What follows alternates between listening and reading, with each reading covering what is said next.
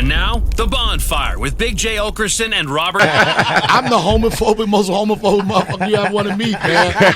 And I did like all type of pause, no diddy. He was like this, I said, how do you take it? But I appreciate it. I appreciate the water. Is Christine getting coffee? Yeah, she's getting coffee. That's what it was. Oh, you know what? The mistake I like is my coffee from white women more than black guys. That's just, but that is also the funniest thing is like there is coffee and Christine's getting it.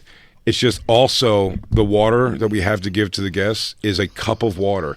For some reason, the only, and I'll say it again, the monopoly on satellite radio can't just have like bottles of water in the break room or something. It seems strange. I think it might be your show because whenever I do Sway them, they have a lot of water. Yeah, they got water. They got baby oil. They got everything you need. Same cup, same goddamn cup. Now you're not going to know which is your coffee and which is the water. I can feel the temperature, buddy. All right, good to see you. I ain't seen you in forever, man. You too, buddy. Good to see you too, man. Yes, what's happening? Where are you living now? A couple places. One, Delta Airlines. Split my time between Yellow Springs, Ohio, and Los Angeles, California. Oh no shit. Oh, you got a place out in Yellow Springs? Yeah. Oh, nice. It was weird how it happened. I never had intentions on doing that, but my baby mother got on my nerves so motherfucking bad during the pandemic. I just had to retreat and go somewhere. And this was the time they was doing the outside shows at in the cornfields. And then I don't think it was just me, but a lot of people during the pandemic realized that kind of like the whole Hollywood scene was played out. You don't need it as much. It used to be, you know, all of us about the same generation when we came up. It was like the only way you could make it if you lived in New York or LA. You had to go out there for pilot season. Remember that? For like 2 or 3 months. They don't even do that. And to your point, it's nobody. When the last time you had an audition when you walked in, it's always self-tape. So I'm like, why am I busting my ass to live in probably one of the most expensive states in the country and not have the quality of life that I thought I had worked up to? So you were in LA and went to Yellow Springs or New York? Yeah, LA. Yeah, I went to LA. I was like, fuck Hollywood. But another reason I was saying fuck Hollywood because Cat Williams did an interview on Club Shay Shay, and he said you can't make it in Hollywood as a film or TV star unless you suck a dick. That's true. And that's when I called my agents and said, I think I need a job. I need a new scenery. What if he was like Donnell, I told you this years ago. From the streets to the creeks, from the hood to the woods, from horse to horse. I know a lot of guys who didn't make it who did suck dick. That's got to be the worst. But just think about the guys that can't make it, that want to suck dick because it's all out there. That's the only way you make it. They're frustrated. That was my favorite. One of my favorite things in that was the Kevin Spacey documentary. That was great. They were talking to a guy who was like a quote unquote victim of Kevin Spacey, and Kevin Spacey basically, you know, like made an aggressive move on him, and he's like, no, get the fuck off me. I'm not gay, and he left.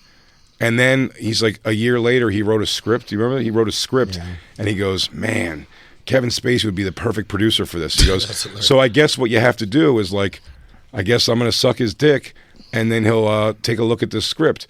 And he goes, and then so I asked him if he wanted to meet up one night, and then he drove me around while I sucked his dick.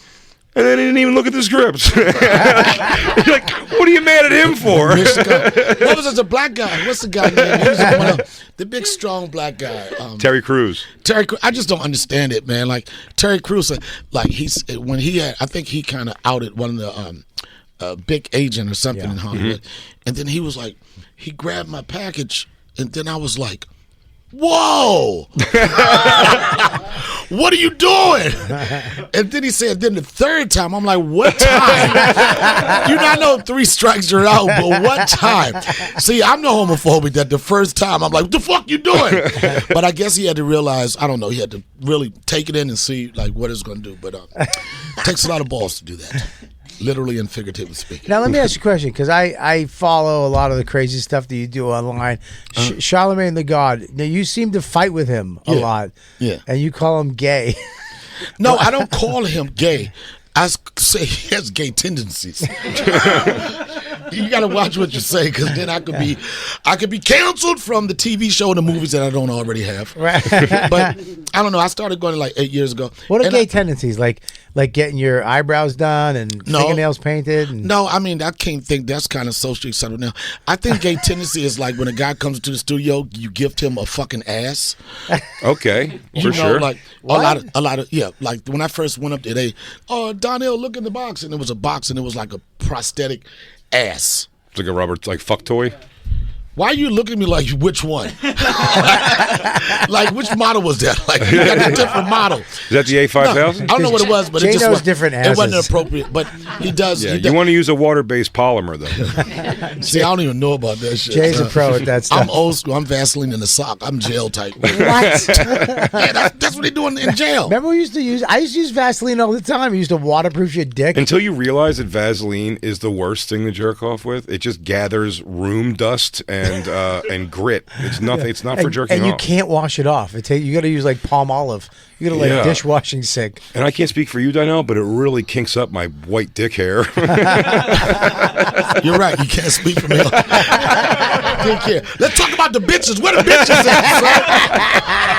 Right Where over- the hoes at? I'm not going to say we only that. have She's one nice. girl on the She's show. nice. Good to see. No, but it's like people always ask me about that. They like, so what's the deal with you and Charlamagne? I was like, it's like if you have to ask if it's real or not, then it's almost like the WWE, WWF. Sure. What side you believe in or not, if it's entertaining. You know. Yeah. And I decided a long time ago, I kind of played a certain way. When I first started going, I was like, I could go up there and just destroy this entire room. Right. And I wouldn't be invited back. I said, but if I'm underdog, and everybody's like, oh man, why they keep fucking with him? It's a funnier storyline for me to play with that. And since then, I've been doing it for 8-9 years, and I probably have the most appearances on that show. And it used to be like, can you guys get another guest? Then I guess people kind of acknowledge that I do have some experience in radio. I'm good when I do radio. So whenever I go up there, it's almost like a special guest coming in just to have fun with the guys. That's it. Weren't you regularly on Hot 97 at one point? I was on every station in New York and got fired from one. Really? No, but they say in radio. Were you on the Jimmy Martinez time? Is that the same time? No, Jimmy came, I think, sometime after. I think it might have been close to that era because this is how it went for me. Star and Buck Wild used to be big radio. Sure. Huge radio. They was I think one of the only stations that ever gave Howard Stern a run for his money. They came along and then they did something that crossed the line. They got fired. And then Sway from Sway Morning Show. Was that the Mr. C stuff, Star and Buck Wild? No, that wasn't. That was a pass. Gotcha. But Sway came in an interim of Star and Buck Wild. Sway was the first person that gave me the opportunity to do radio. He brought me in as a comic guest, and I stayed with that. Then Sway left, and then Ebro and Envy and Miss Info and some other people, they came in. I was on the show. Then Miss Jones came in. Well, a lot of people don't know, Joe Buttons used to do morning radio in New York. Really? Yep. I didn't know that. A lot of people know because you got to realize the time Joe Budden used to do it, maybe 20 plus years ago, radio wasn't the thing comics did. You know, if a comic did a radio show or a morning show, it was like interpreted as, oh, you gave up, you had to settle for it. Yeah, the job. I know a lot of people. Some people would do that too. They would leave New York. Yeah. You find that, and you go to some city doing morning radio, and you're like, oh shit. Yeah, like so and so used to live in New York because it wasn't as lucrative. It wasn't as much money that was involved with it. Yeah. And every time I came in, I never like tried to get a job. It just so happened. Then I left that job or got fired from there, and then Star and Buck Wild went to Power 105, and they was killing it. And then they had a big deal with Envy and Hot 97 because those two stations were super competitive back then. So Star and Buck Wild got fired from that job, and then in that time, Big Tigger came in. It was Big Tigger Egypt. Nate Bell was the program director, and Nate Bell gave Big Tigger in Egypt 2 weeks pretty much to see how it would flow, what it would look like. Whatever. Jacob, these are black radio host names. I don't want you to think it's a child's book he's talking about. Jacob, I'll give Jacob a shout out. Jacob worked for Foxhole Radio for a long time. Oh, there you go. I remember Foxhole. That was Jamie Foxx's situation, right? So Big Tigger and them came in for 2 weeks. Ed Lover was on a 2:00 day part. And I came in one day, I think it was the last day of part of Big Tigger's audition or whatever, and they was about to change the day part. They was going to bring Ed Lover back to mornings that Monday and put Big Digger or whatever his name is, Big Tigger, they're going to put him in the evening. And I went on there, and we had a guest call, and it was Holly Berry, right? And I think they didn't find out what was going to be the pop of the show. Holly Berry's in the line, and I was like, Holly, I got a question. She was like, what is it? I said, you know, a lot of young black women, they look up to you. You're a pioneer. You're a legend. You're a mentor to a lot of black women that's coming out successful and everything. I got a question. She was like, what is that? I was like, what color drawers were you wearing when you was doing X-Men, right? Right? And then, because nobody had came in and just was going off the chain like that. And she was like, what kind of question is that? She said, I didn't have any. Program director runs in and was like, this is the show. So we did that. And it was me, Big Tigger, Egypt. I'm going to watch that tonight. And then Egypt, they didn't, Tigger wanted a certain amount of money. I didn't know really what was good money in radio. I was just happy that I could go up there and do it. So Tigger left. The promotions also that was it for me. Big Tigger left. Then it was the Egypt and Ashy show, and we was killing it, man. I'm telling you, I really enjoyed doing morning radio. Yeah. And then what happened? Then they brought Ed Lover back, switched it to the Ed Lover show with Egypt and Ashy, and then I was like killing with all the benchmarks. Some of the funniest benchmarks we had on that show. We had a situation where we were getting in trouble for stuff, and it was like, if we do anything, it has to go through the producer. Like, the producer has to approve it, and if anything thing happens that's wrong or people get offended, the producer, it wasn't going to be on us, it was going to be on the producer. And I wrote this benchmark. You remember that show, Are You Smarter Than the Fifth Grader or whatever? So I was going crazy. I had Are You Smarter Than the Stripper? We had strippers come up. I said, are you smarter than a Jamaican? Yo, I did everybody. I did, are you smarter than a midget? I did everybody. Everybody was cool. But the minute I said, are you smarter than an Asian? It was you weren't. over. It was over for me. Well, that was also, smarter than an Asian. Wasn't that weirdly caught off? Like, because that was Hot 97. Was that the Todd Lynn? That was a tsunami thing. Yeah, they made a parody joke about the tsunami. I remember that. And then it was funny when Todd came in talking about it. He was saying crazy shit that definitely wasn't true. Right. He was like, "Yeah, now it's bigger than that." He goes, "The triads are threatening me." Like, no, they're not. But nobody. The triads don't threaten you. They'll just do what they're gonna do, or. But Todd Lynn, R.I.P., but Todd Lynn was easy to hate. Yo, I'm being honest, Donnell, man. I know people. Christine's, one of her favorite things of all time of laughs that we had together was the first time we were up in Montreal together. 2011. So you saw him when he was blind? Well, that's what it was. He was blind at that point. Yeah. He was blind at that point, and we got into a transport, me, you, and Christine, and I was like, man, I just saw Todd Lynn. I go, it's kind of a bummer, man, just seeing like he was such like a presence, love him or hate him. Yeah. I was like, I just feel bad seeing that. And you were like, fuck that. I was like, I said that? Yeah, but I was like, oh yeah, I know I was. I was like, why? And Donnell goes, that motherfucker was a piece of shit when he had sight. Such a dickhead. He goes, that motherfucker was a dickhead when he had sight. No disrespect, but disrespect. I hated this motherfucker so much. I was standing beside him and I held my breath so he wouldn't know I was there. I was like, he was always looking for a problem. Here's the thing. He was shit, they're going to talk about me when I die. Sure. It was an unfortunate case with me because I remember when he first came here from Ohio, right? Todd wasn't really accepted by too many people, too many crews or whatever. And I remember specifically, I had started a sketch group, right? And I knew he was a talented writer and everything.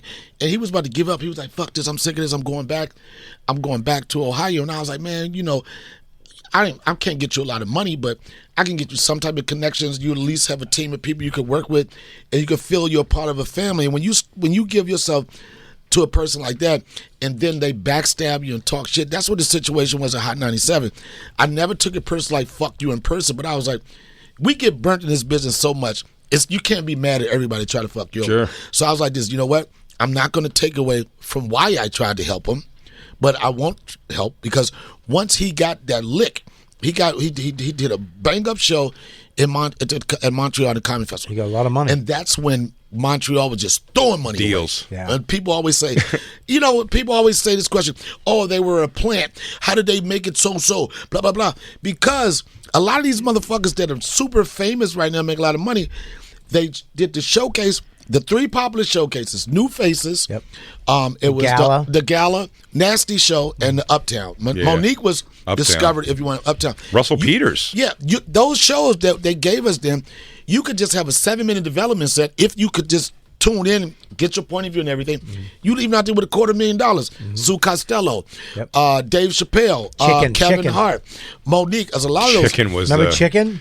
No, I don't know. Well, that's the one that ended one it. that That's the killed one it. that That's the ended guy it. who ended it. Because he got like one of the most unprecedented. It was like $1 million deal. Yeah. Development deal. Nothing came of it, and everyone was also. I guess this guy like locally wasn't. It was one of those when he got a deal, everyone was kind of like, we thought it was crazy that he got the festival, Yeah. and then crazy that he got this $1 million deal, and he ended up killing himself. Like, Yeah. he He like, got 2 it happened, movies. He and- got and- X. Remember X with He killed himself? Yeah, he killed I know this is himself, yeah. disrespectful. Yeah. What I'm about to say, but sure.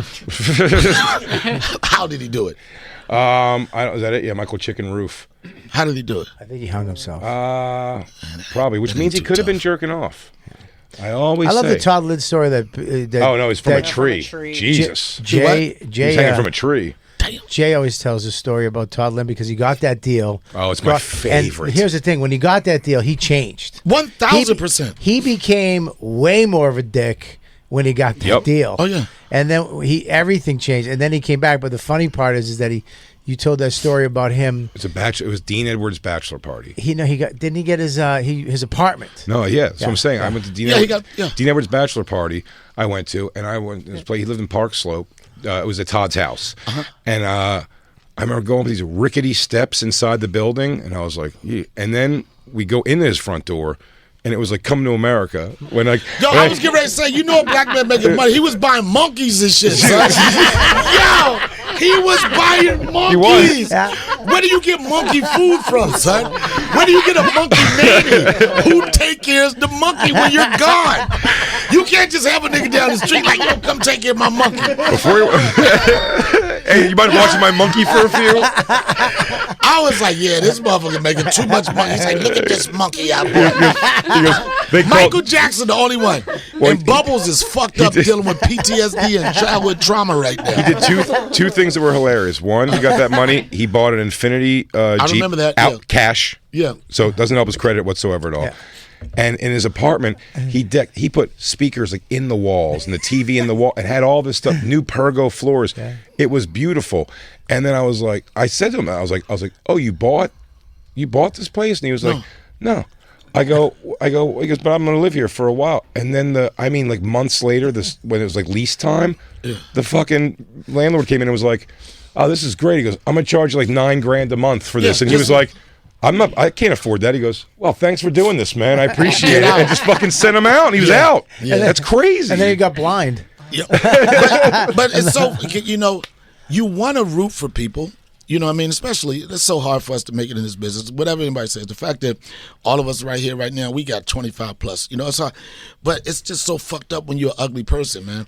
But the thing is, people say a person changed. I don't think they change as much as their real personality was suppressed. Amplified, yeah. Highlight, Suppressed until become they who they get to are. it now. They think the money makes them, but that shit don't make you. And look at all the cases of people that thought that they're not even here with us. Todd Lind did the weirdest thing. I mean, I said it was a strange time. I got caught cheating with my ex-wife so bad right before I went to South Africa for 3 weeks to do the South African Comedy Festival. The only other comic I knew on it going out there was Todd. It was me and him and one other person with Alu Bell were the three American comics. Right. I know. So we're out there. And Todd was like, he was so nasty to everybody right away that but it was good that I was there because I was able to be like, God, Todd's just like, I'm almost like he's a character. Like he's choosing to be a villain. It's this Right. kind of thing he does. And they kind of got it and they were fine. But while we were there, Todd knew I was going through this crazy thing at home. I had a young daughter and I'm probably breaking up with my ex, it seemed like. And so he was not letting me wallow in it. Like he was coming every morning and knocking on my door and be like, come on, man, let's go walk around. These nice moments we're having. And then he starts telling me about his daughter and his daughter he has, and she's going to be getting ready to go to college soon. He's paying for her college. And But this was pre or post Monkey? pre-monkey. Pre-monkey. Yeah, he This was a is better person. pre-monkey. Yeah, pre-Monkey. Way better person. But here's what was crazy. It really was. But this is what blew my mind. I really like Todd pre-monkey. Pre-monkey Todd was all right. Pretty good. He was. No, he called. Or he was telling me about his daughter, that he has, and I was like, all right. And then so on Father's Day, like a few months later, we're back home. I'm just going through my phone doing when you had this kind of daytime time, like let me see all the fathers who are my friends and give them a happy Father's Day. And I just sent one to Todd. He wrote back, goes, man, I ain't nobody's daddy. And I went, oh, no, don't you have a daughter? He was like, no, man. And I had to check with my ex-wife to be like, hey, What's going on? am I crazy that Todd told us that he had like and he was like, no, he definitely told us that. I'm like, what a weird thing to Yeah, like. you know it's pre-monkey, but I'm pretty sure he had put a deposit down. He was just waiting for it to clear, bro. That was it. You think every couple of weeks he goes by the store, he goes, I just want to check out my monkey. Yeah, just like what type of weird shit can I buy? How do you get a monkey before you get a house? How can you get His grand scheme, I remember him telling me, was a funny one. It didn't even not make sense. He was like, Jay, you know what I'm going to do? I'm going to take all this money when these deals are over and the wheels fall. I'm buying a Subway. He just wanted to franchise a Subway. I'll tell you how that happens, because in our business a lot of times, and it kind of was part of my life, you got different times. You have times when you have the credit, or no, you don't. Usually you have the credit, don't have the money. You have the money, you don't have the credit. It's not too often that they match up at the right time for you to be able to do everything. And I know in my community what can be disturbing, like if you've never been in that process, a lot of people haven't been in the process of buying houses. First thing you think is like, they're going to tell me no. It's going to be so much red tape. I don't even want to go through this shit. And I think that's kind of discouraged my folks to make stupid decisions. I literally just did it for the first time, and it really was. When you go, you're like, oh man, what is this? Like, what do I have to do and sign? And then after a while, you're just like, God damn, I should have done this a long time ago. This was just like, if I would imagine 2 less monkeys. Yeah. You know, I could have had a multi-unit building with those monkeys, man. Oh, just the wasted money you do. I know. As soon as you get some, I know you want to spend it so bad. But then you got to start prioritizing shit and do the right shit. It is weird when people make money. I know, was it DePaulo got a horse? Well, you know what's impressive? What's impressive though? That's why I've always given Kevin Hart his credit. How many monkeys does he have? Oh, probably so many monkeys. He was a monkey. He's got a No, I'm not trying to be disrespectful, Jay. You know, when he first started his signature bit, and I've said this on many platforms, it was the monkey. He's doing his humping monkey, yeah. Yeah, and he did a good monkey. I've seen some bad. I mean, Willie RoboCop would have been taken back by this monkey. God damn it, they was tired for monkeyness. But Kevin had the shoulders and everything. He had the thing. He had that monkey, and it was like when you first started. Most people having a signature bit. Like for me, it was like do the joke about Fat Tom stealing your bike or something like that. But it was they would yell out like this, Bobby. We want the monkey, monkey. And then these were rough rooms. It was some people would even hit. And some people even hit this. And some people even did it. And he was like, come on, man, I don't want to do it. And he would do it. But the thing that... What used to impress me so much... That's how Richie was. He was the monkey. That's how everybody used to... what I was impressed with Kev is when we were like still talking pretty regularly was when he got... the sitcom, The Big House, that he did. It was six episodes. It was like a mid-season replacement, and it didn't go. What was that on? Like NBC, ABC? I think it was ABC. It was like a Disney deal, I think. But he had this 6 episodes, and it didn't go, and they didn't give him another deal, and it didn't go anywhere at all. It was these 6 episodes. Hey, Kevin Hart's introduction to the world, it's over. I will say it's an impressive thing because I would look at that as we said, like, well, that was it. That was my thing. They gave me prime time, a nighttime slot, sitcom, my idea. He wrote it. Him and Ian Edwards wrote it. They go, that's it. The world's not really into it and mainstreaming my thing. It's not a thing. And to stay with that, I mean, to become one of the biggest stars in the world is amazing. What people don't understand, like, I'm not in defense of anybody, but people don't understand the work ethics. And when I say that, especially being a black comic, it's so easy to get caught up in doing the black rooms. You know, back then, the black rooms paid more money than the mainstream rooms, but there weren't no producers. Nobody was going out those rooms, and motherfuckers doing the black rooms to get pussy, get a couple $100. They was like, man, I ain't gonna go fuck with them white boys. They only paying $30 or $40, but you never knew when there was gonna be an audition there. JFL wasn't coming to Poke Knockers, the spot I used to do, because I was making enough money in one night to pay my bills, but it wasn't there.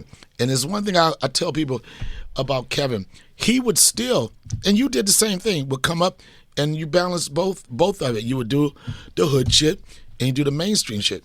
But what the people don't understand, one of the biggest things that Kevin did, and I remember this when I was on tour with Bill Burr with the I'm Rich Bitch tour we had and everything, they was serious about getting those comment cards, those email addresses, shit that we looked at like, I remember Bill Burr used to be passing out shit. I was like, man, we about to go fuck these bitches. What's poppin'? I say it all. When I used to pick up Kev, a year in the comedy tops, Yeah. if not months, and I'd pick him up to go like play basketball in the afternoon. He'd like go ask me to take him by the post office. He's going to drop off a tape and headshot to a black college promoter, Right. I guess.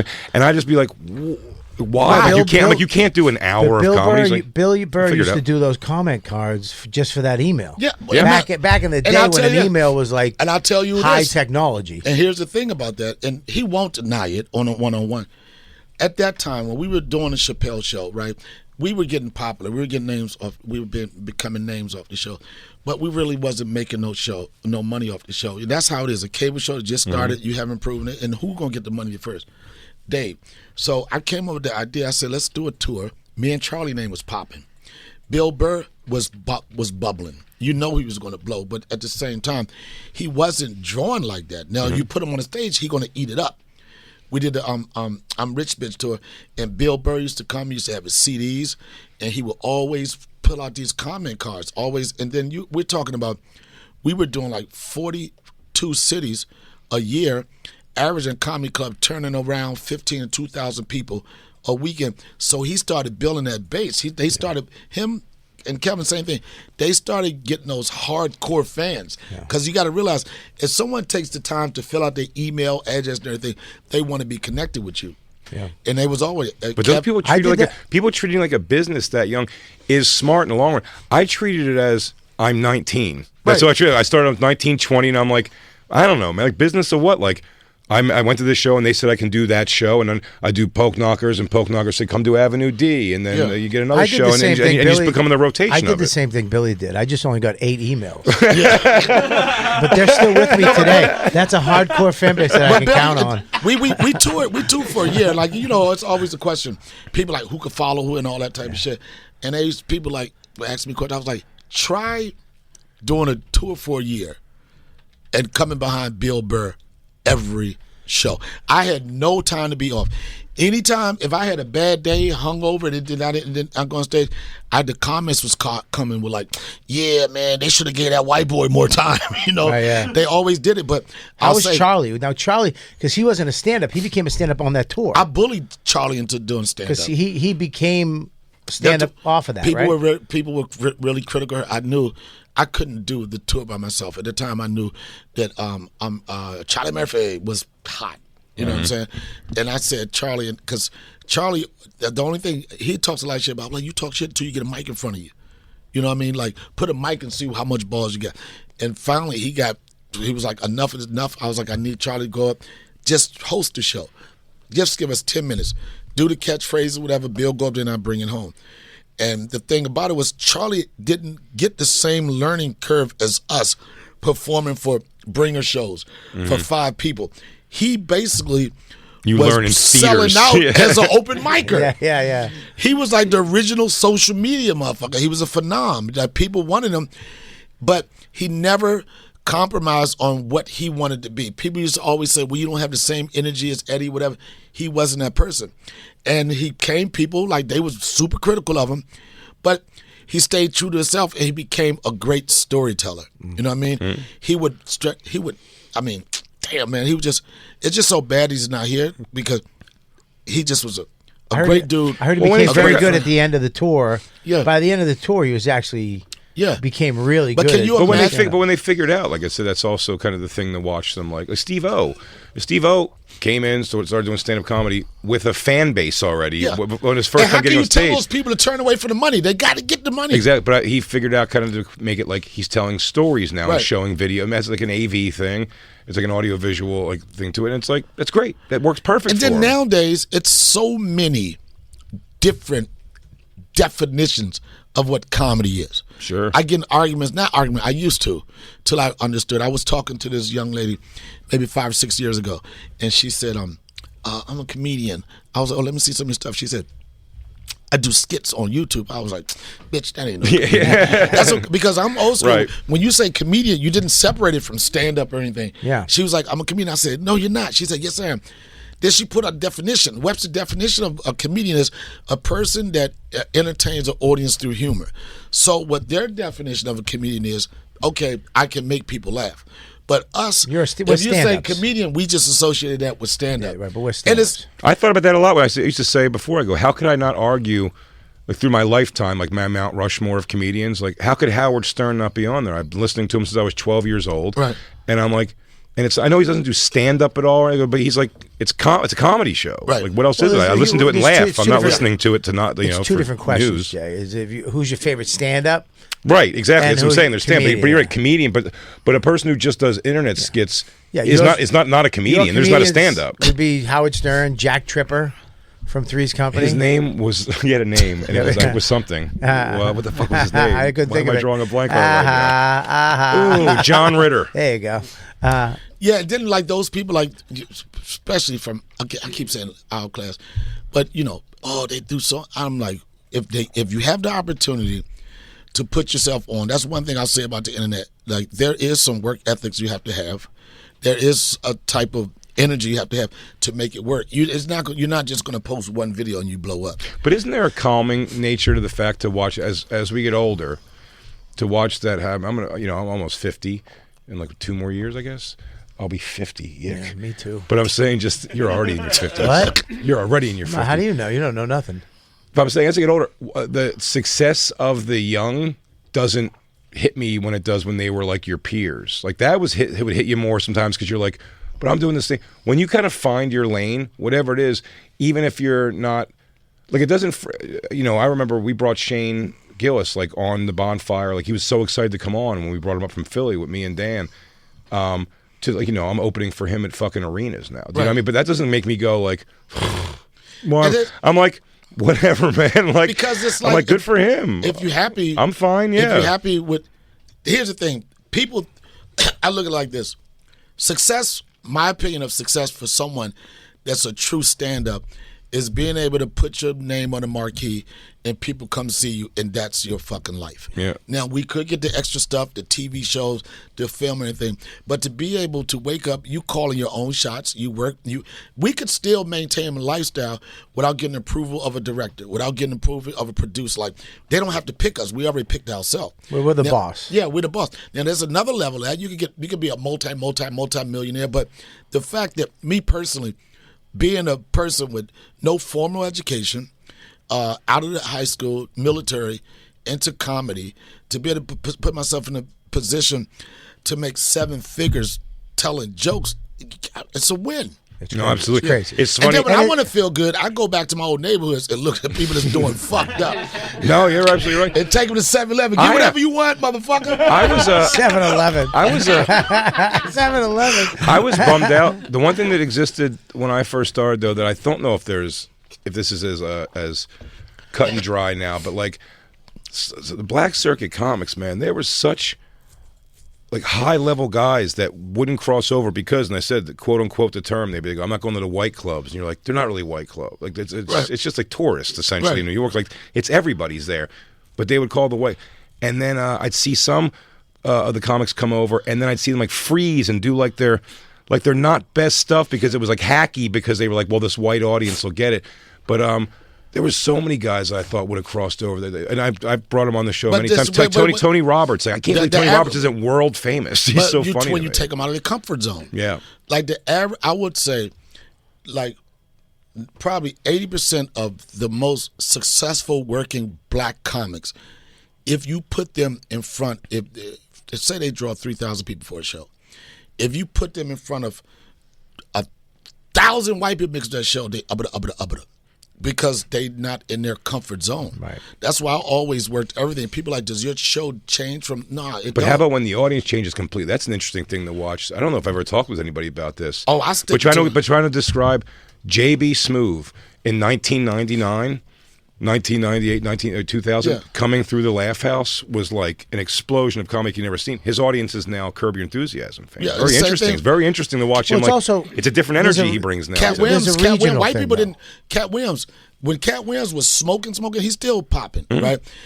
White people, management, they just didn't know what the fuck was going on. They was like, this dude is doing all these shows.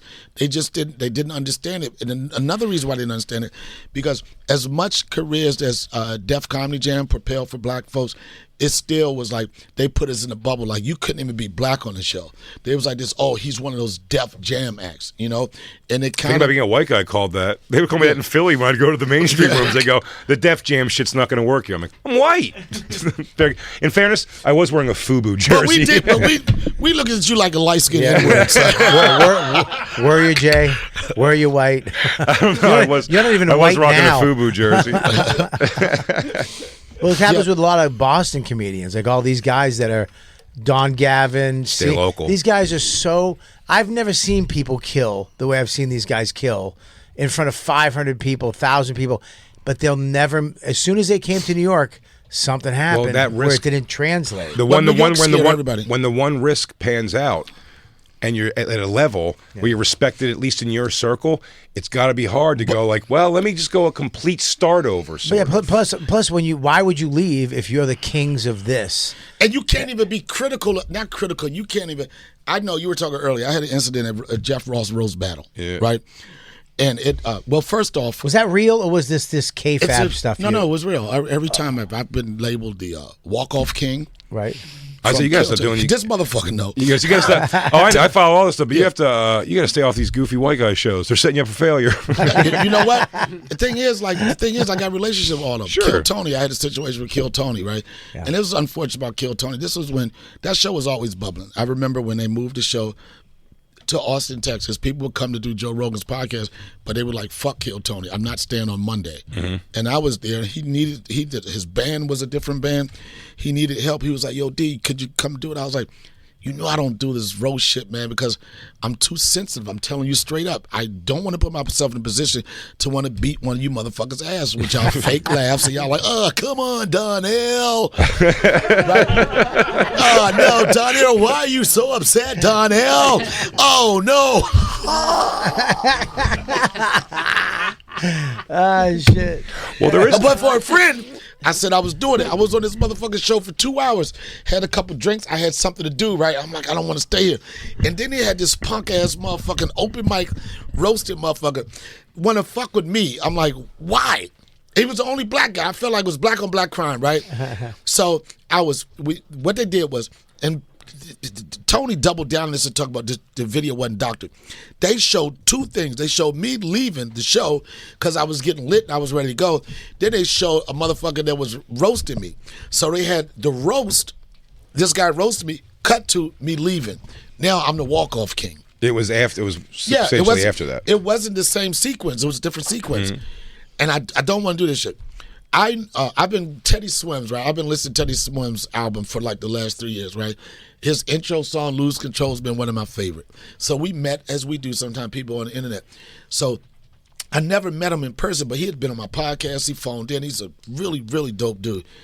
And one of the waitresses at the Comedy Store said, your boy is going to be here. I got excited. Black people don't be mad when I said, oh my God, Teddy's going to be there, right? I mean, but then translation, your word, all right.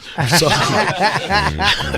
you heard and all that shit, right? All right. So I pulled up on Teddy. He was doing Adam Carolla's Dr. Phil, the Dr. Phil show, right? I pulled up on him. As soon as I saw him, it was thug at first sight. I don't want to say love, but we just connected. He sent his pregnant fiance home. We down in the little private bar at the Comedy Store. It's like I'm off. I'm not even working. We start doing shots. We start getting lit. Then Teddy was like, yo, you want to go up to Roast Battle? One of my friends is going to be up there. I was like, that's not a good idea for me. He was like, come on. I went up there, and I had 1, 2, 3, 4, whatever number of drinks I had them. And they started having these roasters up there, and the Negro, what's his name that hosts that show? Brian Moses. The Negro. I'll never say his name again.